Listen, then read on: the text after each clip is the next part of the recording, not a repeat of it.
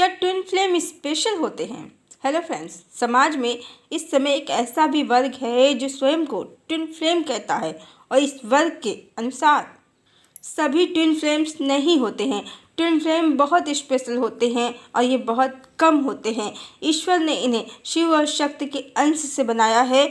ये शिव और शक्ति का स्वरूप है और इनका मानना है कि ईश्वर एक आत्मा को दो टुकड़ों में बांटकर दो शरीरों में डाल देता है और जब ये दोनों आत्मा फिर से एक हो जाएंगी तो इनकी मुक्ति हो जाएगी। तो क्या ईश्वर को कोई काम नहीं है? तोड़ो और जोड़ो, तोड़ तोड़ कर जीवात्माओं को धरती लोक पर सोल में ट्विन फ्लेम और कार्मिक के जंजाल में फंसा दो और ये जन्म जन्म अपने कर्मों को काटते रहें और अपने आधे हिस्से के लिए तड़पते रहें। ये तो ट्विन फ्लेम सोसाइटी की समझ है, पर वास्तविकता कुछ और ही है। प्रथम तो इस संसार में ट्विन फ्लेम ही नहीं, हर जीवात्मा शिव और शक्ति की फ्लेम से बनी है और शिव और शक्ति की फ्लेम से दो फ्लेम से मिलकर बनने के कारण हर जीवात्मा स्वयं ही एक ट्विन फ्लेम है और पूर्ण भी है। हर जीवात्मा मैस्कुलिन और फेमिनाइन एनर्जी से बनी है।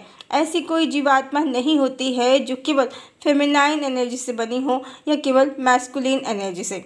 ऐसी रचना संभव ही नहीं है और सृष्टि की मूल चेतना कहें या मूल तत्व या एनर्जी शिव और शक्ति ही है, जिसको पूर्णमदः पूर्णमिदं मंत्र में हमारे ऋषियों ने हजारों वर्ष पहले ही बता दिया था। पूर्णमदः पूर्णमिदं पूर्णात् पूर्णम् उदच्यते पूर्णस्य पूर्णमादाय पूर्णमेव अवशिष्यते। अर्थात पूर्ण में से पूर्ण ही निकलता है और पूर्ण के निकलने के बाद भी पूर्ण ही शेष रहता है। ये श्लोक परमात्मा और जीवात्मा के लिए ही है।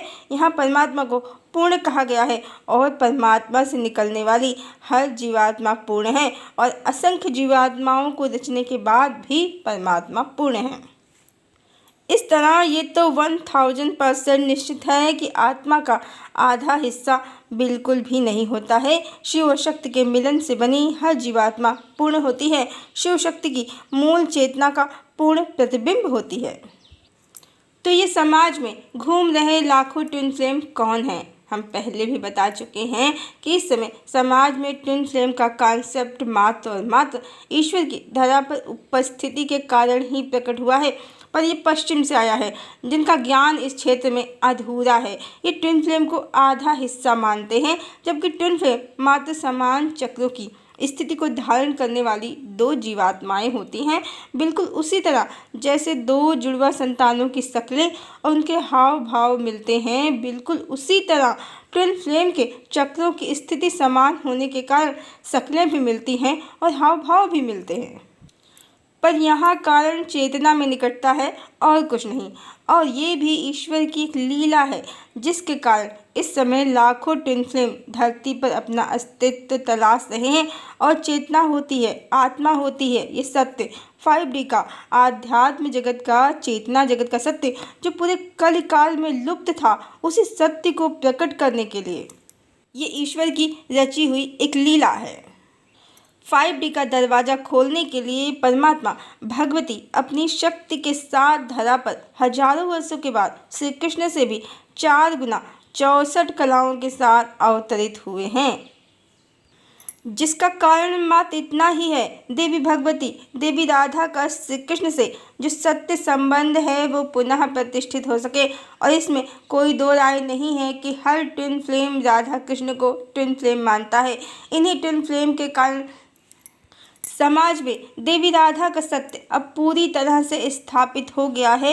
ये हरि का रचा सिर्फ एक खेल है। अगर ईश्वर 5D का चेतना जगत का ये सत्य, ये दरवाज़ा नहीं खोलते तो कोई भी देवी राधा को सत्य भी नहीं मानता।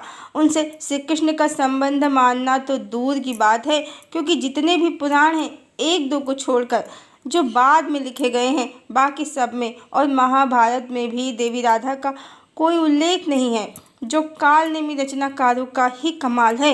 ये हम पहले भी बता चुके हैं। हाँ, संतों ने उनको ही श्री कृष्ण की अर्धांगिनी माना है, पर महाभारत और पुराण प्रेमी संतों को कल्पनाशील मानते हैं। लेकिन अब हरि ने जो लीला रच दी है उसी के परिणाम स्वरूप देवी राधा का सत्य अब पूर्णतया स्थापित हो गया है, संतों के द्वारा भी और ट्विन फ्लेम के चेतना के सत्य संबंध के द्वारा भी। पर इसके साथ ही ये भी सत्य है कि राधा कृष्ण कोई ट्विन फ्लेम न होकर मूल चेतना है, शिव और शक्ति की फ्लेम जो बिना डिवाइड हुए हर जीवात्मा में प्रकाशित हो रही है। इस तरह जैसा कि श्री कृष्ण ने भी श्रीमद् भगवद गीता में कहा है, नैनम छिदन्ति शास्त्राणि नैनम दहति पावका ना चैनम क्लेदयन् तापो ना शोषयति मारुता। आत्मा को काटना छाटना संभव नहीं है, ये अपरिवर्तनशील है और एक ही चेतना बिना डिवाइड हुए सभी जीवात्माओं में प्रकाशित हो रही है। बस चक्रों की स्थिति की समानता के कारण ही ट्विन फ्लेम को लगता है कि जो उनकी जुड़वा फ्लेम है वो उनका आधा हिस्सा है, जबकि वो मात्र उनके समान चक्रों को धारण करने वाली उनके बहुत निकट की एक दूसरी सोल है। हर जीवात्मा पूर्ण है स्वयं में, कोई यहाँ किसी का भी आधा हिस्सा नहीं है। और समाज में गलत कॉन्सेप्ट ट्विन फ्लेम के नाम पर जो चल रहा है, आत्मा का आधा हिस्सा, तो ये भी हरि की एक माया ही है।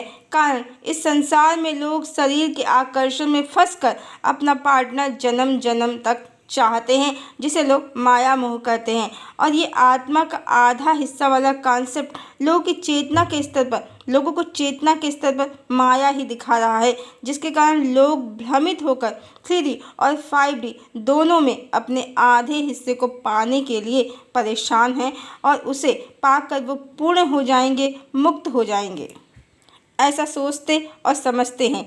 पर सभी जीवात्माएं तो प्रतिबिंब मात्र हैं, परमात्मा का मूल या ओरिजिनल कॉपी नहीं है।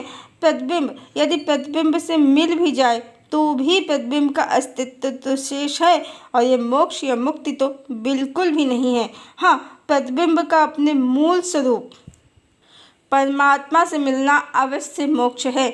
जैसा कि हर जीवात्मा शिव और शक्ति का सम्मिलित स्वरूप है, स्वयं की शिव और शक्ति की ऊर्जा को संतुलित करके अपने सत्य स्वरूप परमात्मा स्वरूप को पाया जा सकता है।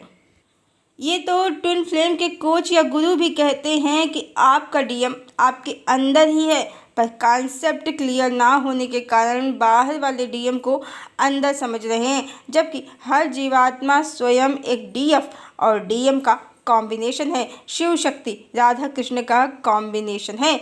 आवश्यकता है स्वयं को स्पेशल समझकर, सत्य से भागकर, मोक्ष से भागकर परमात्मा से दूर होने के बजाय सभी ट्विन फ्लेम अपना सत्य जाने।